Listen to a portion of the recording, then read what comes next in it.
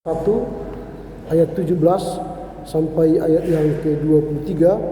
Saya baca dari Alkitab terjemahan baru 2. Demikian tertulis. Nasihat untuk meneguhkan iman.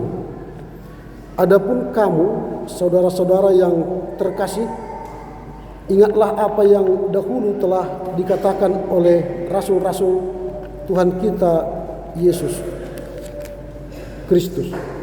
Sebab mereka telah mengatakan kepadamu, menjelang akhir zaman akan tampil pengejek-pengejek yang akan hidup menurut hawa nafsu kefasikan mereka. Mereka adalah pemecah belah manusia duniawi yang tidak memiliki Roh Kudus. Namun kamu, saudara-saudara yang terkasih, dengan membangun dirimu di atas dasar imanmu yang paling suci dan berdoa dalam Roh Kudus, peliharalah dirimu dalam kasih Allah sambil menantikan rahmat Tuhan kita Yesus Kristus untuk hidup yang kekal. Tunjukkanlah belas kasihan kepada mereka yang ragu-ragu.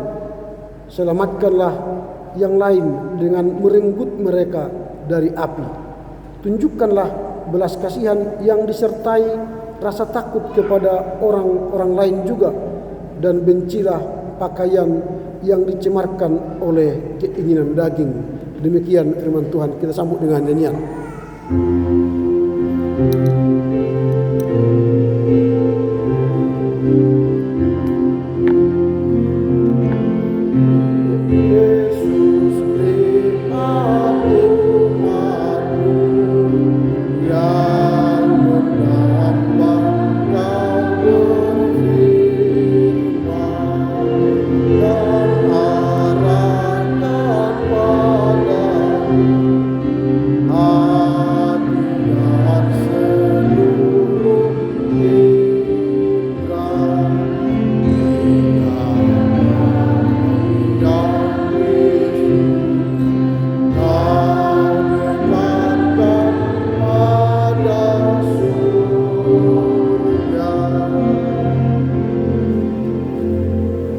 Selamat hari Minggu bagi kita semua.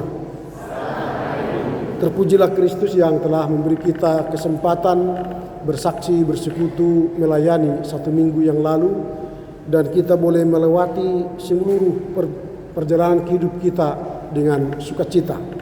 Dan kini tiba saatnya bagi kita untuk datang beribadah kepadanya di Gereja Kristen Protestan Angkola ini, untuk mengucap syukur atas kebaikan Tuhan yang telah kita terima.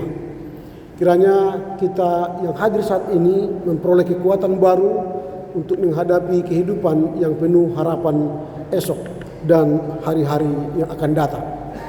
Kita telah memasuki minggu ke-21 setelah Trinitatis, dan tema yang akan kita dengarkan memelihara diri dalam kasih Allah. Memelihara diri dalam kasih Allah. Memelihara itu berarti ada suatu tugas yang baru dari kita untuk bagaimana kita memperhatikan diri kita. Jadi kalau kita punya peliharaan, entahkah itu hewan di rumah atau tumbuh-tumbuhan, biasanya kita selalu lewat melihat, memperhatikan apakah peliharaan kita itu bertumbuh atau tidak. Kita kasih makan, kita kasih pupuk, kita sirami, kita mandikan, dan sebagainya. Itu karena kita ingin apa yang kita pelihara itu bertumbuh dengan baik, sehingga dia menyenangkan kita, bahkan memberi feedback yang baik dari peliharaan kita itu. Nah, sekarang kita diajak oleh penulis Yudas memelihara diri dalam kasih Allah. Memelihara diri dalam kasih Allah dalam konteks Yudas ini berkaitan dengan, kalau kita baca teks tadi, berkaitan dengan munculnya ajaran-ajaran duniawi yang menyesatkan. Lalu Yudas mengingatkan mereka supaya hati-hatilah, berjaga-jagalah, jangan engkau tercemar oleh ajaran yang sesat, yang jahat, yang merusak keselamatan kekal yang telah engkau terima. Jadi bagaimana caranya?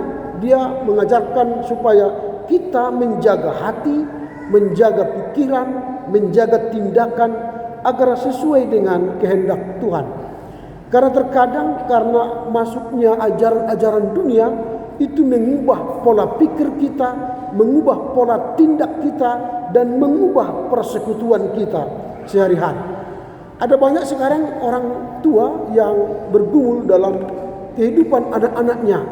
Waktu kecil masih mudah diatur, tetapi setelah SMP, SMA, atau sampai kuliah, anaknya susah diatur.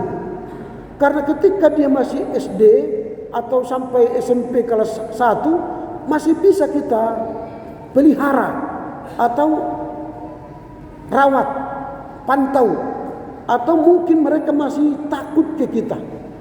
Tetapi setelah remaja, mulai mereka menerima pikiran baru dari teman-temannya, menerima ajaran-ajaran baru dari sahabat, guru, atau orang lain dalam komunitasnya, maka mereka mulai berpikir aneh dan bertindak aneh. Sehingga ada banyak orang tua yang menangis melihat perkembangan anaknya, pertumbuhan anaknya, karena telah menyimpang dari aturan rumah tangga, aturan firman Tuhan. Itu akibat karena kita yang memelihara mereka, yang menuntun mereka tidak kuat dalam menentukan dasar iman, aturan-aturan yang kokoh, sehingga mereka bertemu dengan aturan baru, pemikiran mereka berubah, tindakan mereka berubah, mempengaruhi persekutuan kita di tengah keluarga, gereja, dan masyarakat. Ini menjadi persoalan. Maka nasihat dari Yudas sekarang memelihara diri dalam kasih Allah masih relevan bagi kita. Apa yang kita pelajari dari tema ini? Yang pertama, hidup dalam kasih yang menerima dan memberi.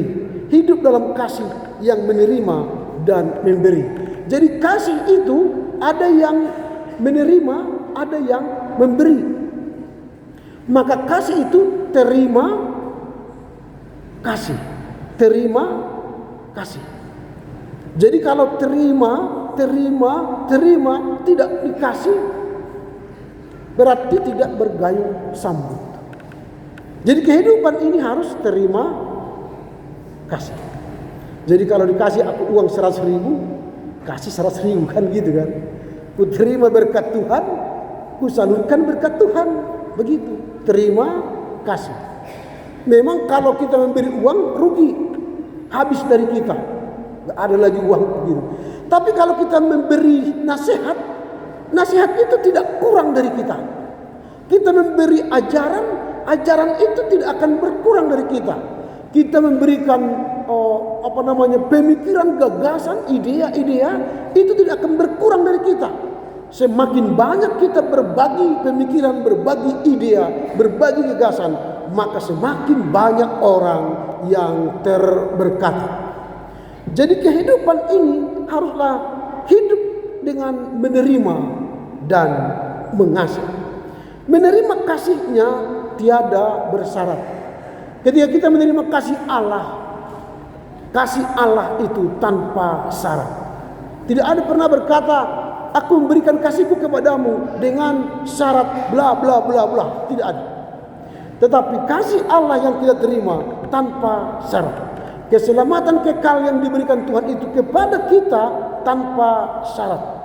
Allah memberi kasihnya yang luar biasa, sehingga dia menjadi manusia, menjadi sama seperti kita, karena kasihnya yang begitu besar untuk membebaskan kita dari hutang dosa, dari dosa dan kejahatan kita. Jadi Allah memberi kita kasihnya yang luar biasa, maka kita menerima kasih itu tanpa syarat.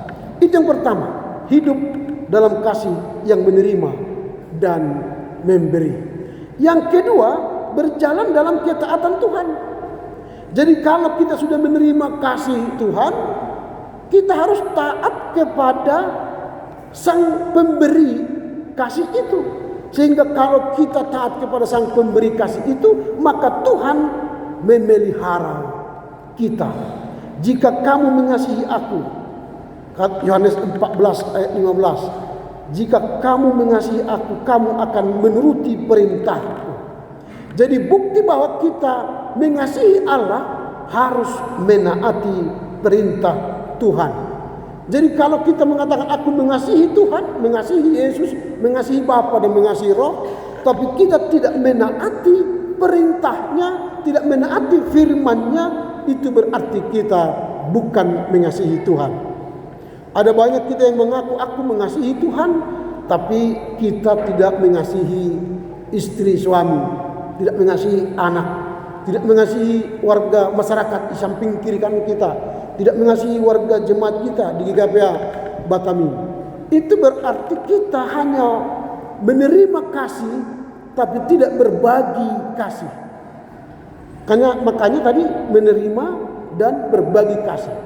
Dalam ketaatan kita kepada Tuhan, tampaklah dalam hubungan kita dengan sesama. Jadi berjalan dalam ketaatan Tuhan adalah bukti kita menerima kasih-Nya dan mewujud nyatakannya dalam kasih dengan sesama. Itu yang kedua. Yang ketiga, hidup dalam pengampunan. Kasih Allah yang kita terima tidak hanya untuk diri kita sendiri, tetapi kita juga harus mampu mengampuni orang lain. Jadi memelihara diri dalam kasih Allah berarti kita membebaskan kita dari hutang dosa kita, membebaskan kita dari pergumulan kita, termasuk mengampuni orang yang bersalah kepada kita. Nanti kalau kita baca dalam Matius 6 ayat 14 sampai 15, Tuhan mengajarkan supaya kita mengampuni sesama manusia. Sama seperti Allah, kita ingin Allah mengampuni kita, maka orang lain harus kita ampuni.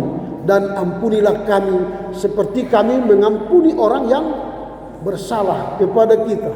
Jadi memelihara diri, jangan terus menerus memelihara kebencian.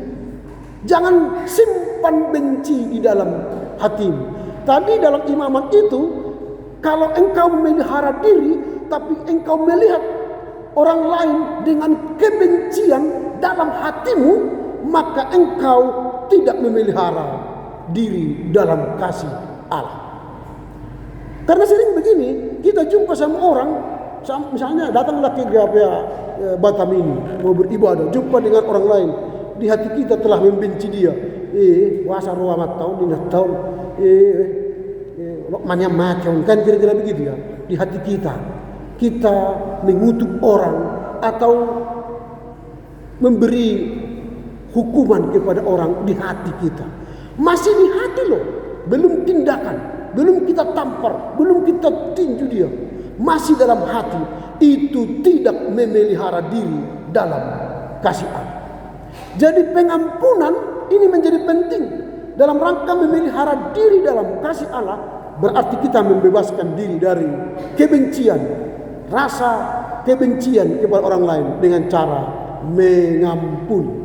Kalau kita ingin masih keinginan, dia belum bertindak, ingin melukai orang lain, bertindak jahat kepada orang lain, pada saat itu kita sedang membunuh diri kita. Kalau kita membenci orang dalam hati kita, itu berarti kita sedang membunuh diri kita. Sehingga kita tidak masuk surga. Karena orang yang masuk surga ialah mampu mengampuni sesama manusia. Maka Nelson Mandela mengatakan, no future without forgiveness. Tidak ada masa depan tanpa pengampunan. Jadi kita pun tidak ada surga tanpa pengampunan. Jadi orang yang memelihara diri dalam kasih Allah mudah mengampuni kesalahan orang lain. Tapi kalau orang yang ingin masuk neraka, ingat-ingatlah kesalahan orang lain, kumpul-kumpullah sampai bertahun-tahun, maka pintu neraka terbuka lebar untuk kita. Tapi kalau warga jemaat GKPA yang hadir saat ini adalah penghuni sorga, maka mudah mengampuni. Tadok ma tudongatta kiri kanan kusai sama dosa kutuho. Tidak gitu. Anak istri suami kalau muda senggereja untuk anak kota horas amang kuampuni madosa muda ala neng mai surga itu. Jadi no future without forgiveness. Tidak ada surga kalau kita bahasakan dalam bahasa rohani. Tidak ada surga bagi kita kalau tidak mengampuni. Maka mengampunilah kita pulang gereja ini. Yang keempat, menghargai dan merawat hubungan dengan Tuhan. Jadi kalau saya memelihara diri tapi tidak merawat hubunganku dengan Tuhan, tidak merawat hubunganku dengan sesama manusia, itu berarti saya tidak menghargai Tuhan. Jadi kalau kita misalnya punya ladang, punya kebun, lalu kita tanamlah misalnya di situ padi, habis itu tidak datang lagi 1 bulan, 2 bulan yang akan datang, lalu pas bulan ketiga datang kita membawa sabit, mau panen. Ada enggak hasilnya yang kita sabit? Enggak ada. Tapi supaya panennya berhasil, ketika kita sudah tanam, 1 minggu berikutnya kita lihat punya air apa tidak. Sudah 1 bulan beri pupuk, sudah 2 bulan datang misalnya rumput-rumput, harus kita siang supaya rumput tidak menghantam buah atau daun daripada padi itu. Baru habis itu kita panen dengan berloksa-loksa. Jadi memelihara diri dalam kasih Allah perlu kita menghargai dan merawat hubungan dengan Tuhan. Kehadiran kita sekarang ini menghargai dan merawat hubungan kita dengan Tuhan. Kita sadar kita manusia ringkih dan rapuh, yang lemah dan mudah goyah. Maka kita butuh kekuatan supranatural, adikodrati. Maka kita datang ke gereja Tuhan untuk mencas lagi roh kita supaya kuat menghadapi tantangan demi tantangan hari esok. Itu sebabnya kita butuh kekuatan Tuhan. Maka butuh memelihara diri dengan hadir bersekutu dalam ibadah-ibadah, baik ibadah raya seperti ini atau ibadah-ibadah keluarga atau ibadah-ibadah kategorial. Untuk apa? Mencas diri kita lagi, rohani kita. Jadi ingat bahwa tubuh kita ini yang selalu kita rawat setiap hari dengan mandi dan makan, dengan bersolek, juga harus kita solek tubuh rohani kita. Jangan nanti hanya tubuh badan ini ganteng dan cantik, tapi tubuh roh kita jelek, peot, hancur. Tubuh kita, wah, ketika kita lewat semua orang terpana, gitu kan? Tapi ketika bicara roh, tubuh roh kita mudah hancur. Baru ada penderitaan sedikit, memanigor mendeli. Dah ngadok Tuhan ni, percuma doa tu ya, percuma doa mertangian, percuma. Saotik DP roh paru kilom, nunga melempeng, ima alanya dan margogo tondita. Maka kalau kita menjaga diri tubuh fisik ini, maka jagalah tubuh rohani kita. Berilah dia makan setiap hari, membaca firman, merenungkan firman, berdoa berkali-kali. Supaya apa? Roh kita kuat. Sehingga kita mampu menghadapi derita, pergumulan, persoalan setiap hari. Inilah yang kita lihat dari teks ini. Pertanyaan kita sekarang ialah, bagaimana cara Yudas dalam suratnya ini mengajar kita untuk menjaga diri dalam kasih Allah. Kita pulang dari gereja ini, aku hendak menjaga diriku, menjaga rohku, supaya aku memiliki kasih yang dari Allah untuk dalam kehidupan sehari-hari. Bagaimana caranya? Yang pertama, kita harus mengingat perkataan dan ajaran para rasul. Ayat 17-18 mengajarkan kita supaya kita menjaga diri dengan baik. Ingatlah perkataan para rasul. Bagaimana kita ingin tahu perkataan para rasul, para nabi, para hakim-hakim, para raja-raja, para hikmat-hikmat? Maka tidak ada cara lain selain baca kitab suci. Karena dalam kitab suci itulah ada perkataan para rasul, ada perkataan Nabi, ada perkataan Raja, ada perkataan Yesus, ada perkataan hikmat. Berarti supaya kita menjaga diri, caranya bagaimana? Mari mengingat perkataan dan ajaran para rasul. Jadi kalau kita menghadapi persoalan, ada cobaan, ingat firman Tuhan dalam Yudas 1 ayat 17-18. Ingat ajaran para rasul. Misalnya apa contoh ajaran para rasul? Doa Bapa kami, atau pengakuan iman rasuli, atau hukum Taurat. Itu aja kita baca-baca berulang-ulang. Kalau kita ulang-ulang itu mengajarkannya pagi siang malam kepada anak-anak kita secara murni, maka jangan takut perkataan itu telah tertancap di pikiran, di loh hatinya, sehingga mereka memiliki kekuatan rohani kemanapun mereka berjalan. Ini memang kelemahan kita gereja. Kalau agama lain ada namanya istilahnya mendaras, madrasah. Sebenarnya itu diambil dari Ulangan 6 ayat 6. Dalam bahasa aslinya itu madras, mendaras. Mendaras itu artinya berulang-ulang. Makanya kalau sekolah madrasah itu sekolah mengulang-ulang. Jadi di rumah kita pun harus mengulang-ulang ketetapan-ketetapan firman Tuhan supaya terpatri di hati kita. Misalnya, ketika kita berdoa malam-malam atau berdoa pagi bersama keluarga, akhiri dengan doa, mari kita ucapkan doa Bapa kami. Itu berarti kita ulang doa Bapa kami. Atau nanti kalau ada perkumpulan keluarga kita, hanya kita, mari kita sama-sama mengucapkan pengakuan iman rasuli. Jadi tidak hanya di ibadah gereja kita mengaku secara rasuli. Atau mari kita ucapkan titah pertama dan artinya. Kalau itu kita ulang-ulang, saya yakin kita adalah orang yang dipelihara oleh Tuhan. Itu yang pertama. Yang kedua, perlu menjaga diri dari pengaruh dunia yang tidak saleh.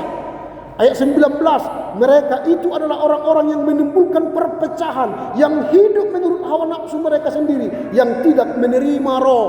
Jadi dunia ini sekarang banyak menawarkan kesesatan, ajaran-ajaran palsu, nabi-nabi palsu, mesias-mesias palsu.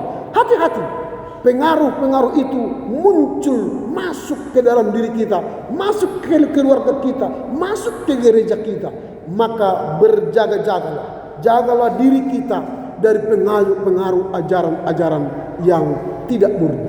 Lalu bagaimana kita tahu bahwa ajaran kita telah menyesatkan? Maka kita sebagai warga jemaat belajarlah dengan konfesi gereja kita. Apa pengakuan iman gereja kita? Kita bacalah. Supaya apa? Iman kita berjalan sesuai dengan konfesi gereja kita. Itu yang kedua. Kita menjaga diri kita dari pengaruh dunia yang tidak saleh. Yang ketiga, kita bertekun dalam kasih Allah dan iman yang benar.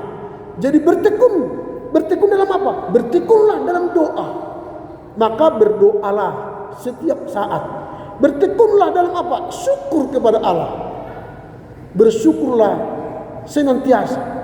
Berdoa, bersyukur. Nah, inilah kehidupan kita. Supaya apa? Kita dipelihara oleh Allah. Kalau kita, saya tanya sekarang kita, mana yang lebih tinggi? Rencana Allah, diizinkan Allah, dipimpin Allah, dan dibiarkan Allah. Mana yang lebih tinggi? Rencana Allah, diizinkan Allah, dipimpin Allah, atau dituntut Allah dan dibiarkan Allah. Mungkin kita berkata dibiarkan Allah, atau dipimpin, atau diizinkan, atau rencana Allah. Sebenarnya dalam menjaga diri kita, Allah memberi 4 hal ini. Paling tinggi sebenarnya ialah rencana Allah. Allah telah punya rencana bagi kita. Persoalannya kita tidak menjaga rencana Allah itu. Karena kita tidak mau menjaga rencana Allah bagi kita, bagi suami, bagi istri, bagi anak, bagi gereja, bagi masyarakat kita, maka Allah menurunkan rencananya menjadi diizinkan Allah. Jadi kalau ada persoalan dalam hidup kita, mengapa terjadi itu? Karena rencana Allah tidak kita pelihara.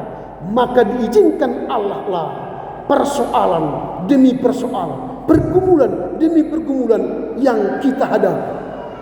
Lalu kita juga tidak memelihara diri. Setelah Tuhan mengizinkan itu kepada kita terjadi, maka Allah menurunkan diizinkan menjadi dipimpin atau dituntun oleh Allah. Kita sudah megap-megap, sudah hampir mati. Allah tuntun lagi, Allah pimpin lagi supaya kembali ke rencana Allah. Lalu kita tidak mampu menjaga diri setelah dituntun, dibimbing oleh Allah. Maka yang terakhir, Allah membiarkan kita lokma madir. Sekarang pilihan kita, apakah kita tetap berjalan dalam rencana Allah, atau hidup kita sekarang telah dibiarkan Allah lokma maudi. Inilah yang ketiga, bertekun dalam kasih Allah dan iman yang benar. Maka peliharalah iman kita, bertekunlah dalam kasih Allah. Supaya apa? Tuhan menjalankan rencananya dalam kehidupan kita. Yang terakhir, menyelamatkan orang lain dengan kasih dan keteguhan. Jadi Allah itu ketika kita hendak direncanakannya selamat, ditolongnya, dituntunnya, maka kita tidak dibiarkan. Maka tugas kita ialah menolong orang lain. Ayat yang 22, 23, tunjukkanlah belas kasihan kepada mereka yang ragu-ragu, yang belum menentukan jalan hidupnya, yang belum masuk dalam rencana Allah. Tunjukkanlah belas kasihmu kepada mereka. Hoa mang ngajarak ke gereja beta asa dapat to rencana Tuhan. Ho anakku ngalilik kudak tu GKPA ho. Mari bersekutu dengan PN GKPA remaja. Mari beribadah. Mari berdoa. Mari. Tunjukkanlah belas kasihmu. Jangan hanya kita yang selamat, tapi anak, istri, suami kita harus selamat. Warga jemaat GKPA harus selamat. Melalui siapa? Kita yang telah diselamatkan. Tunjukkanlah kepada mereka yang ragu-ragu, selamatkanlah yang lain dengan merenggut mereka dari api. Karena banyak keluarga kita, anak kita sudah hampir dimakan api dunia. Maka segeralah renggut mereka. Renggut berarti itu untuk memutus hubungan dengan dunia fana ini. Jadi tugas kita lah yang merenggut mereka kembali. Supaya apa? Dia berada pada rencana Tuhan, bukan rencana hantu yang membawa mereka kepada kematian yang kekal. Tapi kita sebagai orang tua renggut kembali mereka dari amukan api, makanan api dunia. Supaya apa? Mereka selamat. Tunjukkanlah belas kasihan disertai rasa takut kepada orang-orang lain juga. Bencilah pakaian yang dicemarkan oleh keinginan daging. Kiranya ini menolong kita menyelamatkan orang lain dengan kasih dan keteguhan, sehingga semua seisi rumah kita selamat memiliki rencana Allah yang kekal, sehingga kita bersukacita atas pertolongan Tuhan. Kiranya firman Tuhan yang kita dengar hari ini mampu memelihara diri kita dalam kasih Allah, sehingga kita pulang membawa kabar baik yang meneguhkan iman kita, mempercantik tubuh kita secara jasmani dan tubuh rohani kita kini sepanjang masa. Amin.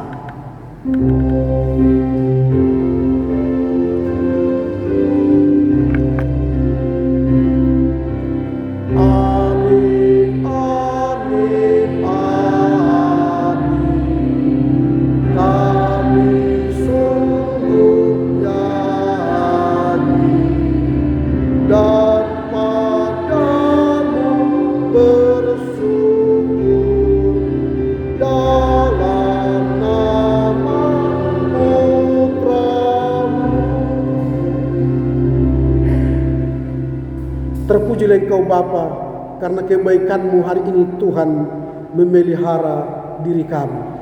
dan menetapkan rencana-Mu yang agung bagi kami. Keselamatan kekal menjadi milik kami semua. Tuhan mengajar kami untuk memelihara diri dalam kasih Allah, mempercantik tubuh jasmani dan rohani kami, sehingga kami kuat menghadapi dunia yang penuh kesesatan, dunia yang penuh tawar-menawar dengan keselamatan sementara, sehingga kami memiliki kekuatan untuk melawan si sesat, ajaran-ajaran palsu, tapi kami kuat dalam iman menghadapi, bahkan merenggut mereka yang hampir dimakan api dunia, sehingga kami selamat kekal, beroleh kekuatan, kebahagiaan selama-lamanya. Mampukan kami untuk mengerti, memahami firman-Mu dan melakukannya dalam kehidupan kami sehari-hari. Amin.